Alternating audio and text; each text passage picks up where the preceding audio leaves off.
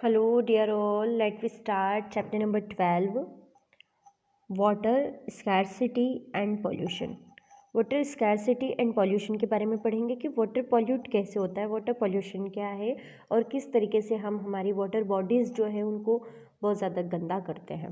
Okay, so look at the given picture. What is wrong about them, discuss. Look at these picture and this picture also. Let us start. In the last chapter we learned about the amount of fresh water available from our use is limited. Last chapter में मैंने आपको बताया है कि fresh water हमारे पास कितना available है.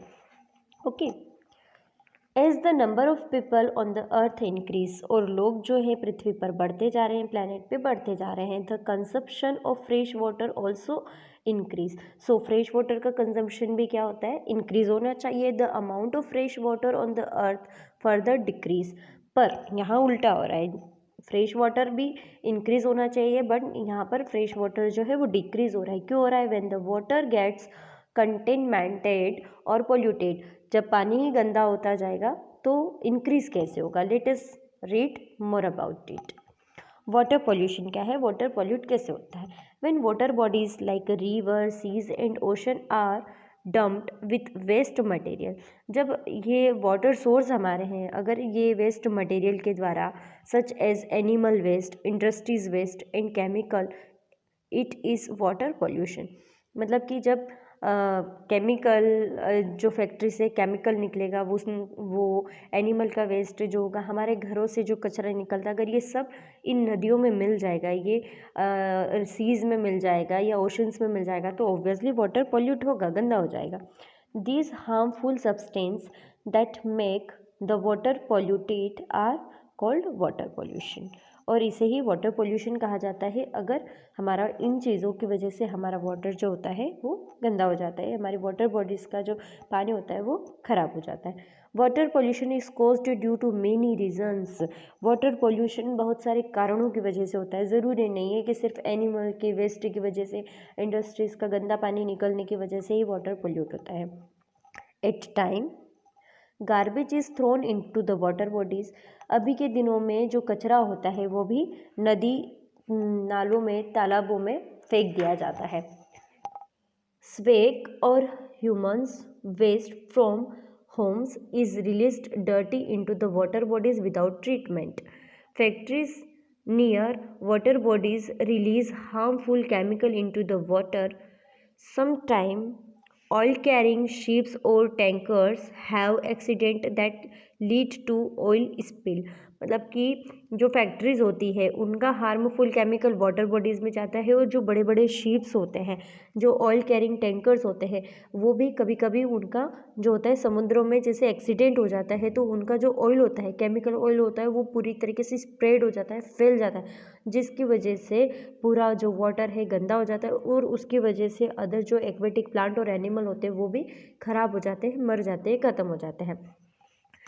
The farmers add fertiliser and pesticide to the soil. Farmers जो होते हैं वो अपनी खेती करने के लिए फसलों पर दवाइयों का छिड़काव करते हैं.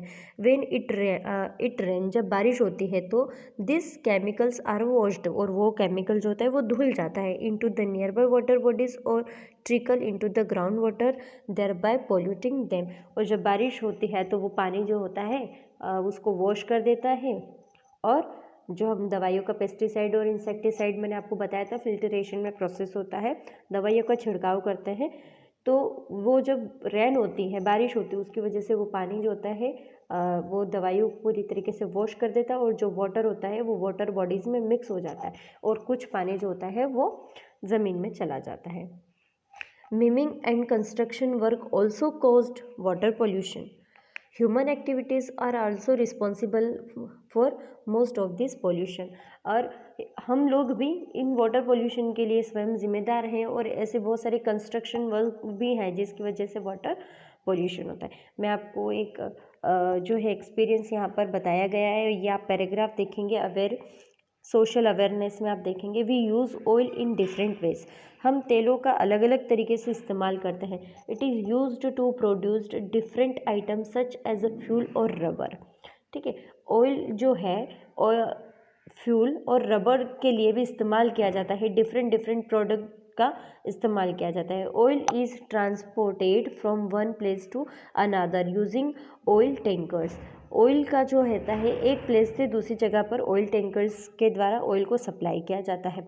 इन 1989 मतलब कि 1989 की बात है, ठीक है। The tankers Exxon Valdez has an accident near Alaska, okay, North America. 1989 में एक जो टैंकर है उसका क्या हुआ था, लश्कर में नॉर्थ अमेरिका में क्या हुआ था, एक्सीडेंट हो गया था, okay. Approximately 11 million gallons of oil was split into the water. Minimum भी मतलब मैक्सिमम 11 मिलियन गैलन जो ऑयल था वो पूरी वाटर बॉडी में पूरी तरीके से स्पेल हो गया था, फैल गया था। The oil soon coated everything, included the animals living in the water body. Thousands of animals, including seals, otter, whales and seals were killed. बहुत सारे जो एनिमल्स थे, मतलब कि वाटर एनिमल्स थे, वो सभी पूरी तरीके से किल्ड हो गए थे। पूरा वाटर जो गया था पूरी तरीके से पॉल्यूट हो गया था। इवन आसपास के लोगों को भी बहुत ज़्यादा परेशानी हुई थी। Birds die from oil spill, और बहुत सारे बर्ड्स पक्षी भी मर चुके थे। As their feather get coated with oil, और मतलब कि बिकॉज ऑफ उनके जो फेदर थे वो पूरी तरीके से ऑयल से कवर्ड हो गए थे। Whales have hole called a blow hole, मतलब कि जो वेल्स होती हैं वो उनके नोज़ के वहाँ पर जो होते हैं होल होता है उनके सर पर, जिसकी वजह से वो सांस लेती हैं। तो उनके होल में क्या हो गया था, ऑयल चला गया था, तो इसकी वजह से वो प्रॉपरली ब्रीथ नहीं कर पा रही थी और वो मर गई थी। That help them to breathe. When the blow hole get plugged with oil the whales can not breathe. तो उनका जो होल है वो ऑयल से पूरी तरीके से कवर हो गया था, इस वजह से वो सांस नहीं ले पा रही थी। Oil spills continues to happen every now and then, harming aquatic plant and animal. और उसने काफ़ी प्लांट्स और एनिमल्स, जलीय जो हमारे पौधे थे और एनिमल्स थे, उनको पूरी तरीके से ख़त्म कर दिया था। Okay, now come on this effect of water pollution. Water pollution के क्या क्या इफ़ेक्ट होते हैं। वाटर